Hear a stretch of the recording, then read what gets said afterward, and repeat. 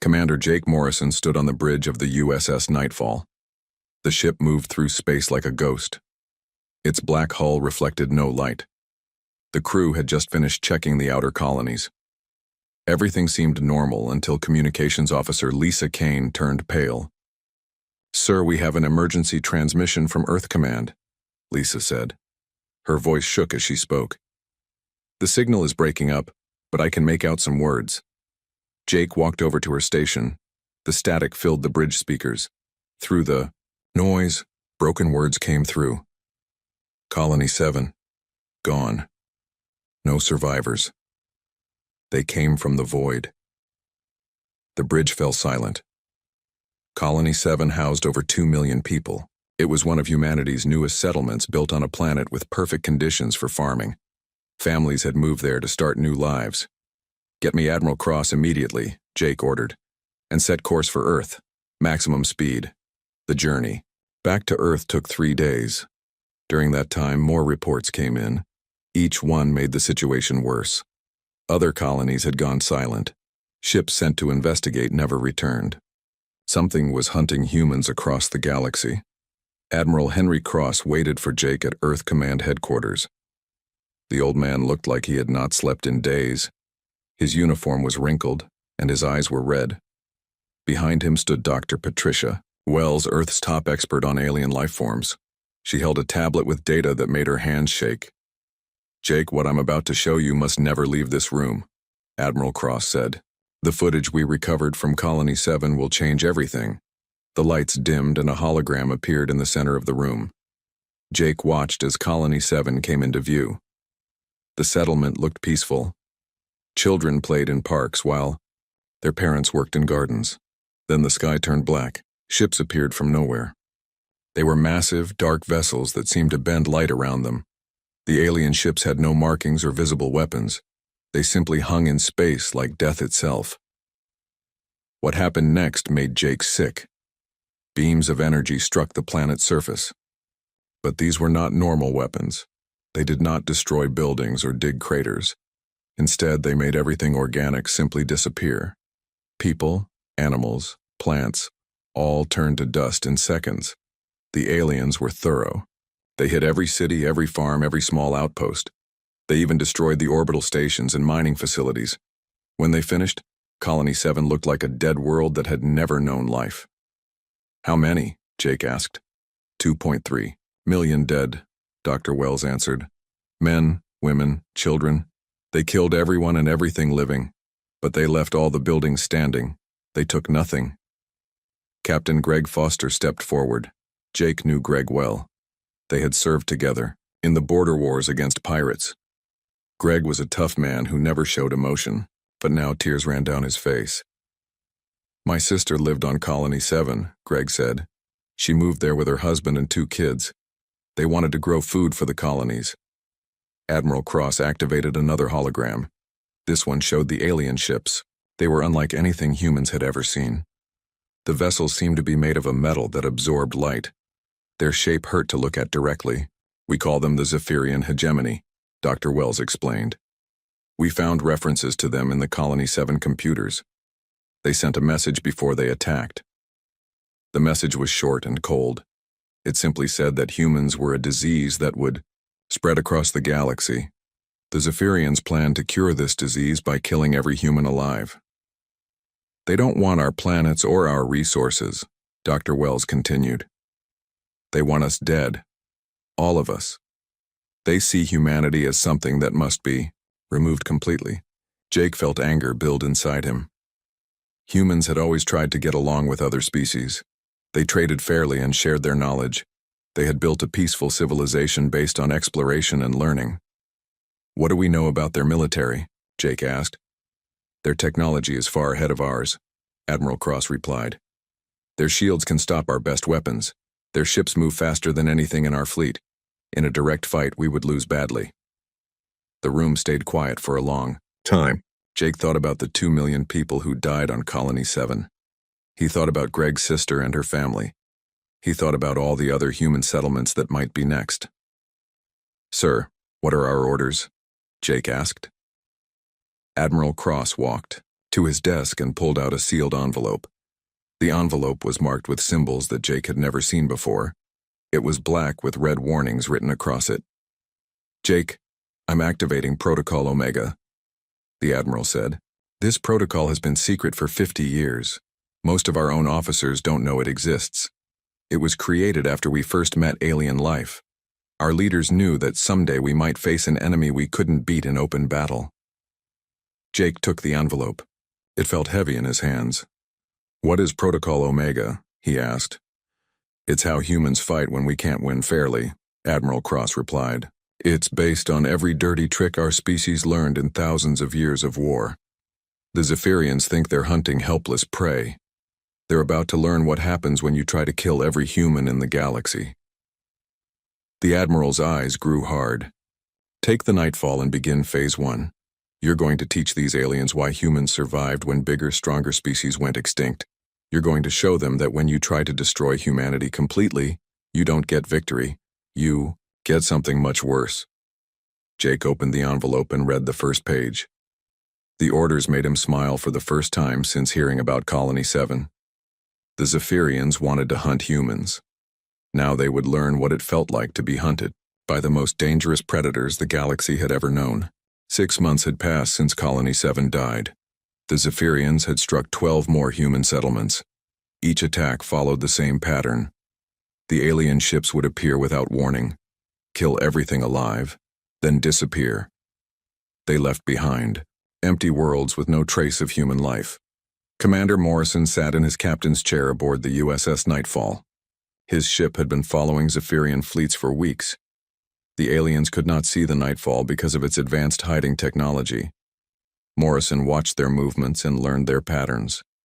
"Sir, the alien fleet is changing course," reported Lieutenant Bobby Chen from the tactical station. "They're heading toward the Kepler system." Morrison nodded. Kepler had 3 human mining stations and a fuel depot. If the Zephyrians reached it, another 50,000 people would die. But Morrison was not planning to warn the miners. He had a different idea. "How long until they reach Kepler?" Morrison asked. 4 hours, sir," Bobby replied. "Good. That gives us time to get there first." The Nightfall jumped to faster than light speed. It arrived at Kepler 2 hours before the Zephyrian fleet. Morrison looked at the fuel depot floating in space. It contained enough antimatter to power a battle group for months. "Bobby, I want you to take a team aboard that depot," Morrison ordered. "Plant charges in the storage tanks. Make sure they have remote triggers." Bobby smiled. "Understood, sir. When do you want them to blow?" "When the Zephyrians get close enough to see what happens to their fuel supply." The assault team moved through space in a small shuttle. They wore armor that bent light around them, making them nearly invisible. The fuel depot had no guards. The Zephyrians never expected humans to attack their supply lines. Bobby and his team placed explosives throughout the depot. They used human-made charges that the aliens would not recognize. When they finished, they returned to the Nightfall and waited. The Zephyrian fleet arrived exactly on schedule. 12 massive ships dropped out of faster-than-light travel. They began scanning the system for human settlements to destroy. The lead ship moved close to the fuel depot to refuel. "Now," Morrison said quietly. Bobby pressed the trigger. The fuel depot exploded in a ball of white fire. The explosion was so bright it could be seen from planets light years away. The Zephyrian ship closest to the depot simply vanished. 2 more ships were badly damaged. The remaining Zephyrian ships panicked. They had never been attacked during a refueling operation. Their formations broke apart as each ship tried to find the source of the attack. But the Nightfall was already gone, hidden in the shadow of an asteroid. Morrison watched the confusion through his ship's sensors. "Send a message to Earth Command. Tell them the first phase is complete." On Earth, General Kate Williams read Morrison's report with satisfaction. She stood in a construction yard where workers built a new kind of ship. These vessels were smaller than normal warships but much harder to detect. They had names like Viper, Wolverine, Shadowcat, and Barracuda. "How many of these ships can we build?" Williams asked the chief engineer. "We can have 20 ready in 2 months," the engineer replied. Each one can carry a team of 12 specialists deep into enemy territory. Williams nodded. The new ships were designed for one purpose. They would carry small teams of soldiers who would hit Zephyrian targets and disappear before the aliens could respond. It was not the way humans normally fought wars, but normal tactics would not work against a stronger enemy. Captain Steve Murphy commanded the first of these new ships, the USS Viper. His crew was made up of volunteers who had lost family in the Zephyrian attacks. They trained for missions that regular soldiers could not imagine. Our target is a communication hub in the Ross system, Murphy explained to his team. The Zephyrians use it to coordinate their fleets. We're not going to destroy it. We're going to take control of it. The mission required the team to board an alien facility without being detected. They used stolen Zephyrian equipment to disguise their ship. The aliens saw what looked like one of their own supply vessels requesting permission to dock. Murphy's team moved through the alien station like ghosts. They avoided guards and security systems with skills learned from Earth's best military units. When they reached the communication center, they found something better than they had hoped for. The station was the main hub for Zephyrian fleet coordination in 3-star systems. Murphy's computer expert, Sergeant Lisa Park, began working on the alien systems. Instead of destroying them, she reprogrammed them to send false information. I can make their fleets chase shadows, Lisa explained. Every time they think they've found a human target, they'll arrive at empty space. Meanwhile, our real ships will be hitting their actual bases. The plan worked better than anyone expected. Within 2 weeks, Zephyrian fleets were arriving at coordinates where no human ships existed. They wasted fuel and time chasing false targets while human strike teams hit their real facilities. The psychological effect on the aliens was even better than the tactical advantage. Intercepted communications showed that Zephyrian commanders were becoming paranoid. They started to believe that humans had technology that could make entire fleets invisible. Morrison read one of these communications aloud to his crew. Fleet, Commander reporting strange encounters with human vessels that vanish when engaged. Request immediate reinforcement. Beginning to suspect humans have developed phase-shifting technology. The communications officer, Lisa Kane, laughed. They think we can walk through walls. Let them think that, Morrison replied. Fear is our best weapon now. The Zephyrians began changing their tactics. They started traveling in larger groups and avoiding areas where human ships had been reported.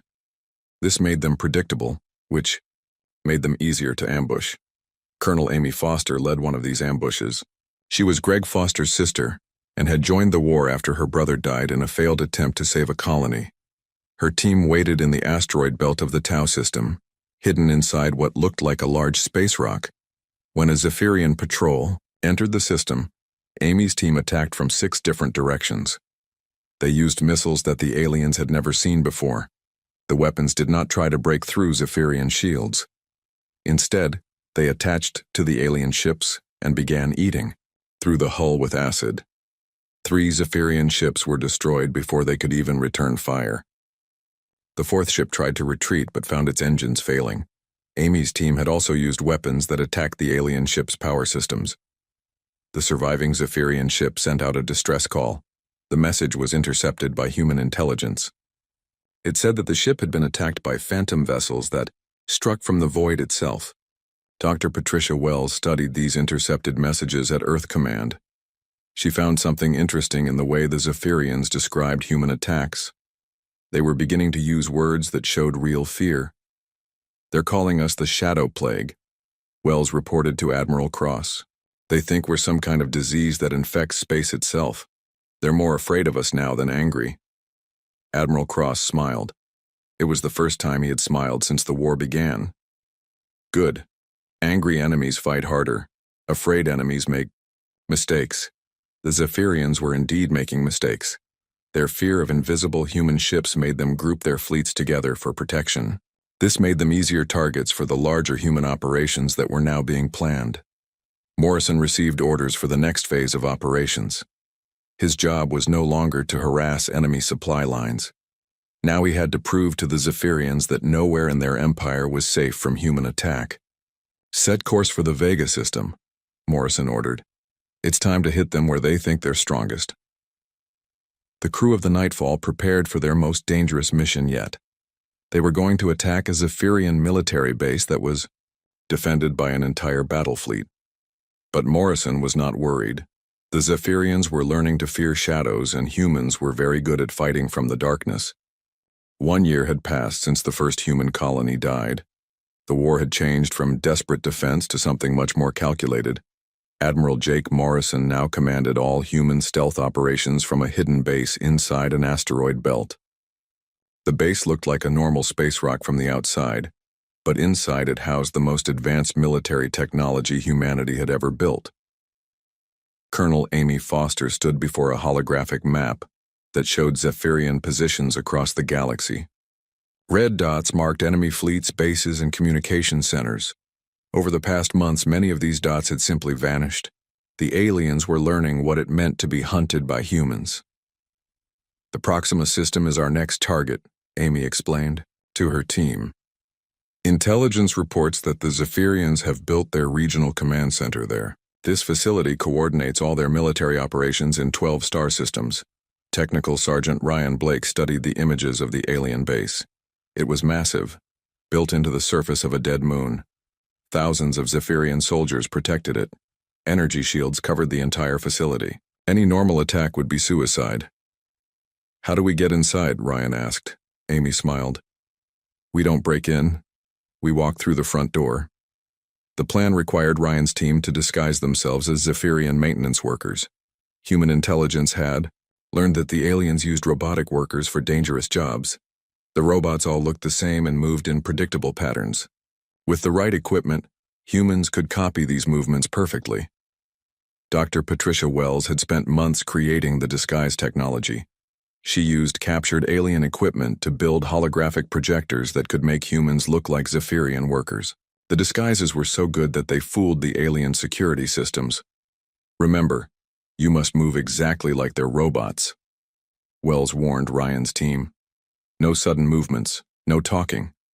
The Zephyrians will be suspicious of anything unusual." Ryan practiced the robot movements until they became natural. His team learned to walk, turn, and work exactly like alien machines. They studied videos of real Zephyrian maintenance operations until they could copy every detail. The mission began when a human ship disguised as a Zephyrian supply vessel approached the Proxima base. The aliens allowed it to dock without question. They expected regular deliveries of equipment and supplies. Ryan's team walked off the ship dressed as maintenance robots. They carried toolkits that looked normal but contained human computer viruses disguised as repair programs. The viruses had been designed by Earth's best programmers to attack alien computer systems. The team split up and moved through the base. Each member had a specific target. Ryan headed for the main computer core while other team members went to communication centers, power systems, and backup computers.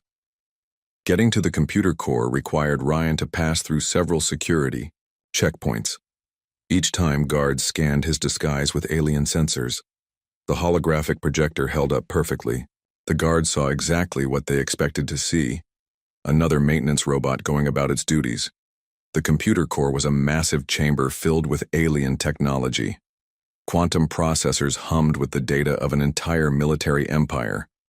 Communication lines connected the facility to every Zephyrian base in the region. It was the nerve center of their war effort.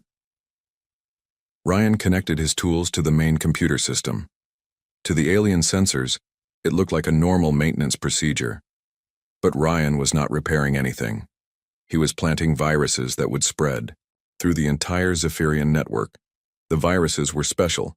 They did not destroy data immediately. Instead, they waited and watched.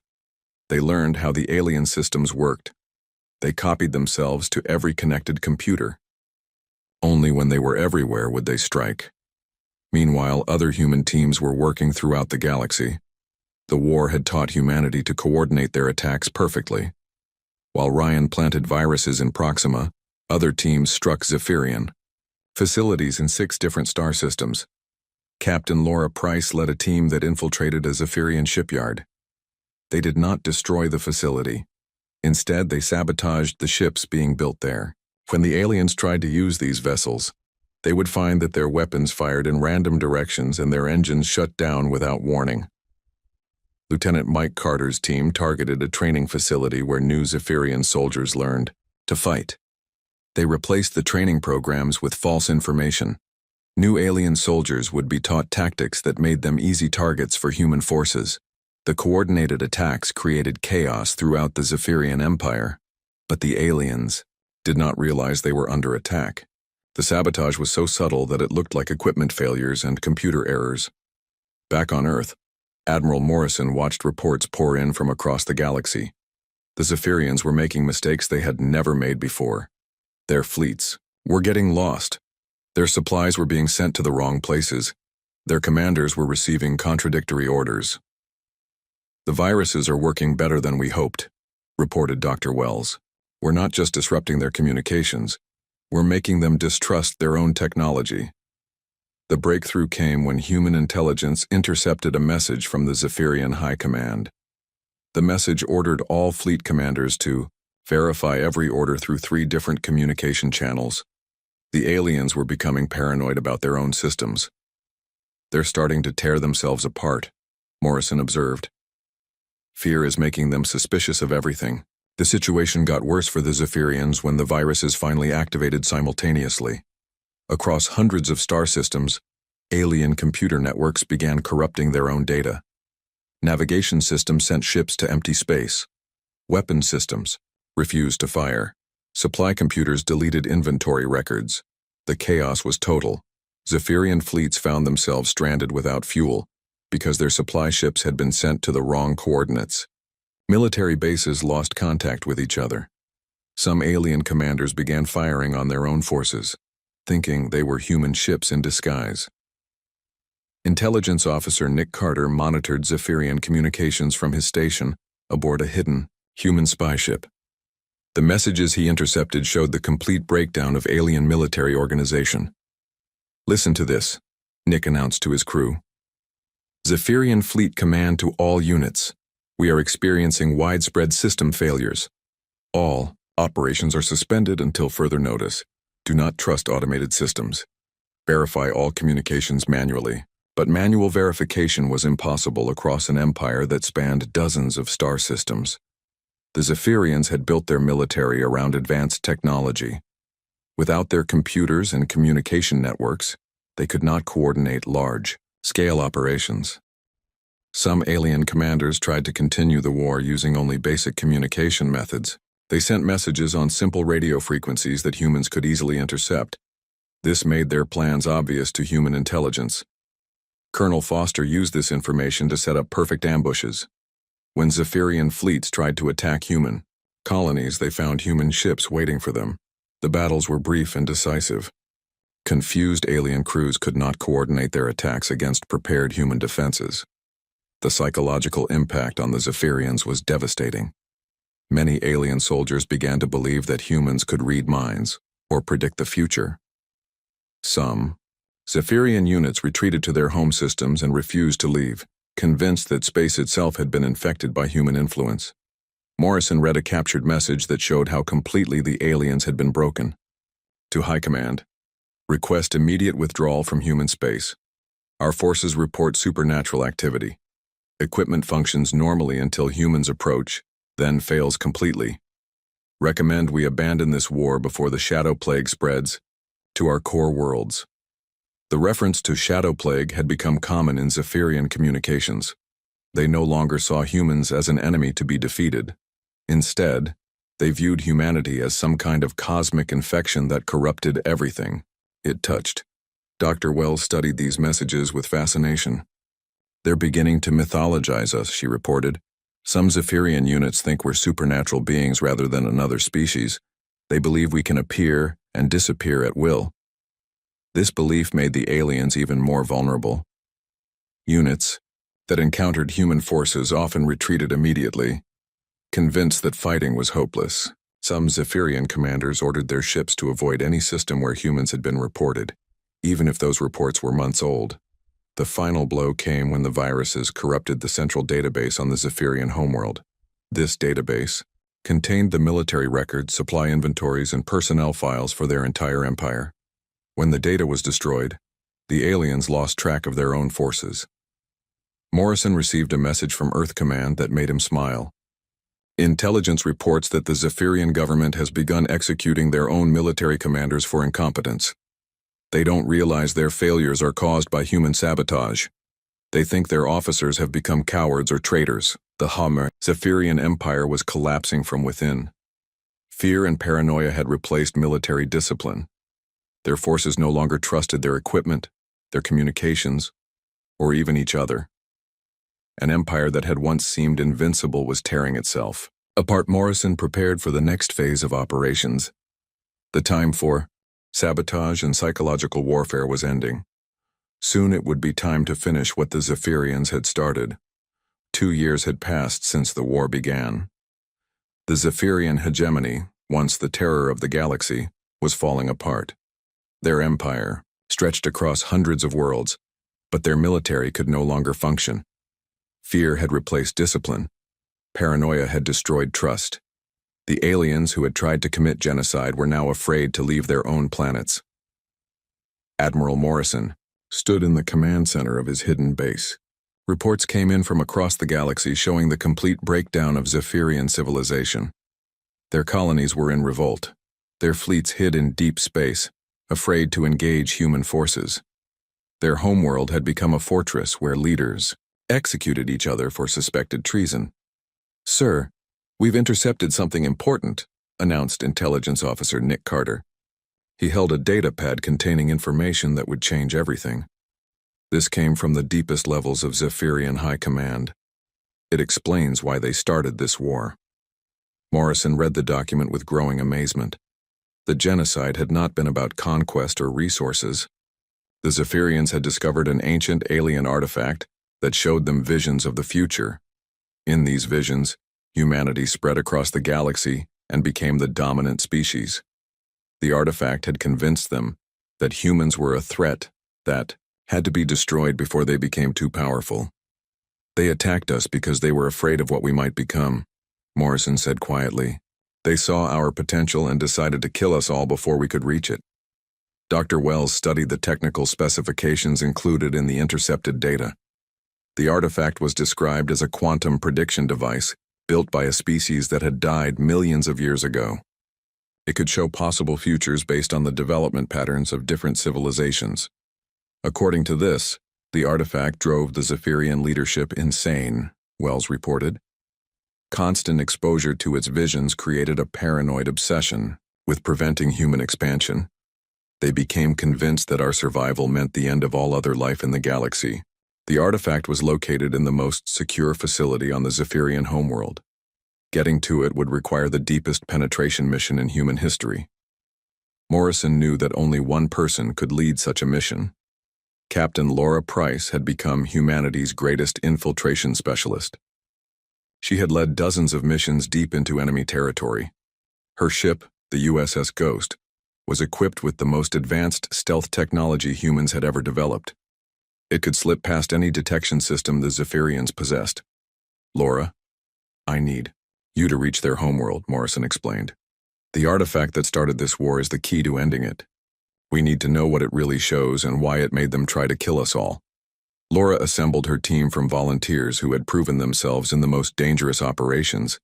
Each member was an expert in infiltration, combat, and alien technology. They had spent months studying captured Zephyrians to perfect their ability to blend in with alien society. The journey to the Zephyrian homeworld took 3 weeks.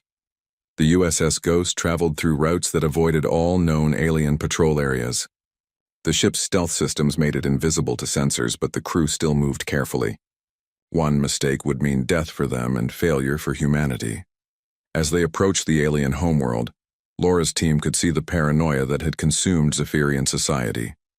The planet was surrounded by defense platforms and patrol ships. Military checkpoints controlled all traffic to and from the surface. The once proud capital of the hegemony had become a police state. "Look at those orbital defenses," observed Lieutenant Sam Brooks, the team's technical expert. "They're not arranged to stop an invasion fleet. They're positioned to prevent anyone from leaving the planet." The Zephyrians were so afraid of human infiltration that they had trapped themselves on their own homeworld. ships trying to leave, were scanned multiple times and required authorization from 3 different command centers. The aliens trusted no one, not even themselves. Laura's team used forged identification codes to land at a cargo spaceport. They disguised themselves as Zephyrian traders delivering supplies to the capital city. Their false documents were perfect copies of real alien paperwork, created using information stolen from government databases. The capital city showed the full extent of Zephyrian fear. Streets were empty except for security patrols. Citizens hurried between buildings without making eye contact. Propaganda broadcasts warned constantly about the shadow plague and the need for vigilance against human infiltrators. "They've turned their own world into a prison," whispered Sergeant Mary Collins as they moved through the city. "These people are terrified of their own shadows." Getting to the secure facility required the team to pass through multiple checkpoints. Each one tested their disguises with increasingly sophisticated scans. Laura had trained her people well. They moved like Zephyrians, spoke their language perfectly, and showed the right amount of fear when questioned by guards. The facility containing the artifact was built deep underground beneath the Planetary Defense Center. It was guarded by the most elite Zephyrian soldiers and protected by security systems that killed intruders instantly. But Laura's team had studied the facility's plans for months. They knew every corridor, every guard post, and every security measure. The infiltration took 6 hours. The team moved through maintenance tunnels and service areas that guards rarely checked. When they encountered security systems, Sam Brooks used captured alien technology to fool the sensors. To the facility's computers, the human infiltrators looked like authorized personnel performing routine maintenance. The artifact chamber was unlike anything the humans had ever seen. The room was spherical and lined with mirrors that reflected each other infinitely. In the center, a crystalline object floated in a field of energy. The crystal pulsed with light that hurt to look at directly. "That's it," Laura whispered. "That's what started this war." As they approached the artifact, it began to react to their presence. Images appeared in the mirrors around the room. Laura saw visions of human ships spreading across the galaxy. She saw Earth colonies on 1,000 worlds. She saw humanity becoming the dominant force in galactic civilization. But she also saw something else. The visions showed humans protecting weaker species from threats like the Zephyrians. She saw human ships defending alien colonies from pirates and conquerors. She saw human scientists sharing their knowledge to help other civilizations advance. "It's not showing conquest," Laura realized. "It's showing protection. The artifact is predicting that humans will become the guardians of the galaxy, not its destroyers." Sam Brooks scanned the artifact with his equipment. His readings showed that the device was not just predicting the future, it was trying to prevent it. The artifact had been programmed by its creators to identify species that might become too powerful and convince other civilizations to destroy them first. "This thing is designed to prevent any single species from achieving rapid technological advancement," Sam reported. "It shows scary visions to make established powers eliminate potential threats. It's not predicting human expansion, it's trying to stop it." The revelation changed everything. The Zephyrians had not seen a true vision of human conquest. They had been manipulated by a device created by a long-dead species that feared rapid technological progress. The artifact had convinced them to commit genocide based on false fears. Meanwhile, Colonel Amy Foster coordinated simultaneous attacks on Zephyrian infrastructure across dozens of worlds. But these were not destructive strikes. Instead, her teams focused on psychological operations designed to make the aliens believe that humans were everywhere. Human operatives left subtle signs of their presence in Zephyrian facilities. They moved objects slightly, changed computer passwords, and left messages that only careful observers would notice. The goal was not to cause damage, but to create the impression that human agents could penetrate any security. The psychological impact was devastating. Zephyrian military bases began evacuating their personnel to underground bunkers. Entire planets shut down their spaceports and communication systems, convinced that human infiltrators were already among them. The once mighty hegemony was paralyzed by fear of an enemy they could not see. Laura's team completed their mission by copying all the data from the artifact's control systems. The information would help humanity understand not just how the device worked, but how many similar artifacts might exist throughout the galaxy. As they prepared to leave the facility, Laura made a decision that would shape the rest of the war. Instead of destroying the artifact, she reprogrammed it. The device that had once shown visions of human expansion now displayed images of Zephyrian defeat and human mercy. The new visions showed Zephyrian leaders surrendering to human forces, but instead of being executed for genocide, they were given the chance to rebuild their civilization in peace. The artifact now predicted a future where the war ended not in destruction, but in redemption. When Zephyrian leaders next consulted the artifact, they saw their own salvation through surrender. The device that had started the war by spreading fear would now end it by offering hope. Laura and her team slipped away from the facility as guards rushed to report the artifact's new visions to their commanders. 3 years had passed since Colony 7 died. The Zephyrian hegemony, once the most feared military power in the galaxy, sent a message to Earth Command. The message was simple and desperate. We surrender. Please make it stop. Admiral Morrison read the surrender document in his office aboard the hidden command base. The terms were complete and unconditional. The Zephyrians would dismantle their military, submit to human monitoring, and provide full compensation for the genocide they had committed. But Morrison knew that simple surrender was not enough. The War Crimes Tribunal was held on a neutral space station. Representatives from across the galaxy came to witness the trial of those who had ordered the deaths of 15.7 million humans. The evidence was overwhelming. Video recordings showed the systematic destruction of 23 human colonies. Not a single person had been spared. Former Fleet Commander Zekthul, the highest-ranking Zephyrian to survive the war, stood before the tribunal. The alien who had once commanded thousands of warships now shook with fear as he faced human justice. "We thought we were saving the galaxy," Zekthul said through a translator. "The artifact showed us visions of human expansion that terrified us. We believed your species would consume everything in its path. We were wrong, but by the time we realized our mistake, the killing had already begun." Dr. Wells presented evidence about the ancient artifact that had driven the Zephyrians to genocide. Her research showed that similar devices existed throughout the galaxy, all designed to turn advanced civilizations against emerging ones.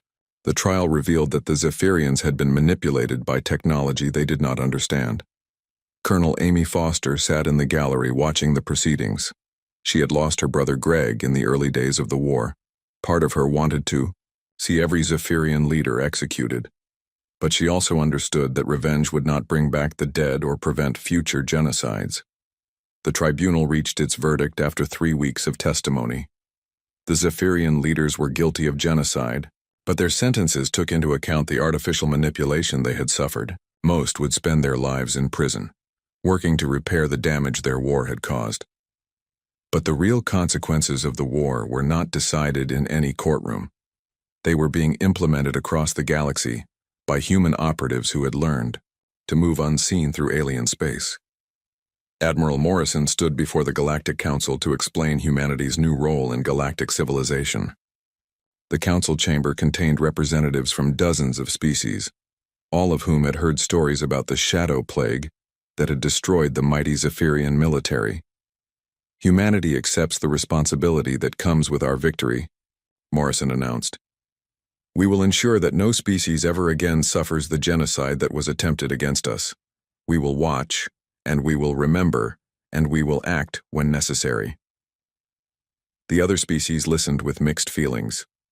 They were grateful that humanity had stopped the Zephyrians, but they were also nervous about what human protection might mean for their own civilizations. Morrison understood their concerns. "We do not seek to rule you," he continued.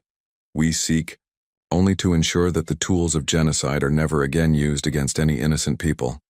Our presence will be felt only by those who choose the path of mass murder." Behind Morrison's diplomatic words lay a new reality that was already taking shape across the galaxy. Human technology had advanced rapidly during the war. Stealth systems that had once been experimental were now standard equipment. Psychological warfare techniques had been refined to an art form. Most importantly, humans had learned to be patient. Captain Laura Price now commanded a new type of vessel, a monitoring ship that could observe entire star systems without being detected. Her crew included specialists in every form of intelligence gathering that humans had developed. They could watch, listen, and analyze without anyone knowing they were there. "Our mission is simple," Laura explained to her new crew. "We watch for signs that any civilization is developing the same paranoid hatred that drove the Zephyrians to genocide. When we find those signs, we intervene before the killing starts." The intervention methods varied, depending on the situation. Sometimes, a carefully placed piece of evidence would expose the artificial nature of xenophobic propaganda. Sometimes key leaders would find their communication systems compromised, forcing them to confront the real consequences of their plans. Sometimes accidents would happen to weapons facilities that were being prepared for genocidal campaigns. The galaxy slowly began to realize that humanity had not simply won a war. They had become something new, a species that existed in the spaces between other civilizations, watching and waiting. Human ships were rarely seen, but their presence was always felt. Technical Sergeant Ryan Blake led a mission to investigate reports of anti-human sentiment on a distant world. The local government had begun spreading propaganda about the human threat and calling for military action against nearby human colonies. Ryan's job was to determine if this was natural political rivalry or something more dangerous. The investigation revealed that the local leaders had been exposed to another one of the ancient artifacts. The device was hidden in their capital city, slowly influencing their thoughts toward genocidal paranoia. Ryan's team located and neutralized the artifact before the situation could escalate to violence. "How many more of these things are out there?" Ryan asked Dr. Wells when he reported his findings. "We've found 17 so far," Wells replied. "Our analysis suggests there could be hundreds scattered throughout the galaxy. Each one is programmed to turn advanced civilizations against emerging ones. It's going to take decades to find them all." The search for the artifacts became humanity's primary mission in the years following the war.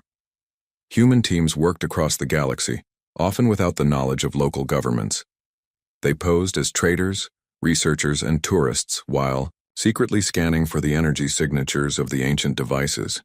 Each artifact they found told the same story. A long-dead civilization had feared rapid technological advancement so much that they created these devices to prevent any single species from becoming too powerful. The irony was that their plan had backfired. By trying to prevent human expansion, they had forced humanity to develop the exact capabilities they had feared. 5 years after the war ended, no major interstellar conflict had occurred anywhere in the galaxy. Various civilizations occasionally discovered evidence of human observation, a glitch in their communications, a shadow that moved wrong on their surveillance footage, technology appearing in their secure facilities that should not have existed, but the message was always the same. Humanity was watching. The price of attempting genocide was eternal vigilance from the shadows.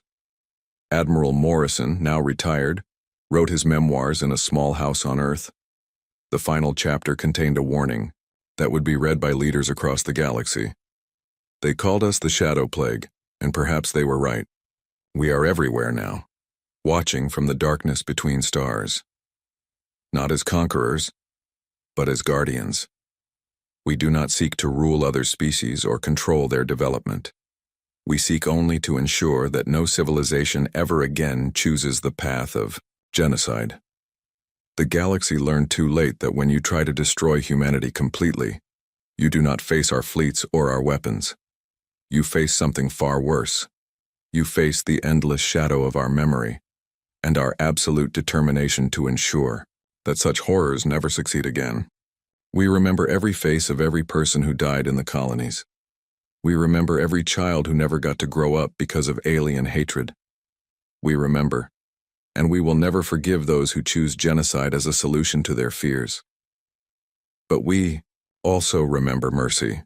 The Zephyrians who surrendered found that humans could offer redemption as well as vengeance. Those who choose peace will find us to be the best allies they could hope for. Those who choose genocide will discover what it means to be hunted by a species that has mastered the art of fighting from the shadows. Morrison closed his memoir with a simple statement that would become humanity's unofficial motto in the centuries that followed. We are the watchers in the dark. We are the price of trying to end us. We are the endless shadow that falls across those who would commit genocide, and we will never stop watching. 50 years later, children of many species would grow up hearing stories about the humans who lived in the spaces between worlds. Some stories painted them as monsters who could appear anywhere. Others described them as guardian angels who protected the innocent from those who would do them harm. The truth was simpler. Humanity had learned the hard way that peace required vigilance. They had paid the price in blood and tears, but they had also gained something precious. They had become the galaxy's immune system, the force that ensured genocide would never again be allowed to succeed. And in the darkness between stars, human ships continued their eternal patrol, watching and waiting, ready to respond when the shadow of genocide threatened to fall across any innocent people. The endless shadow would never rest, because the price of peace was eternal vigilance.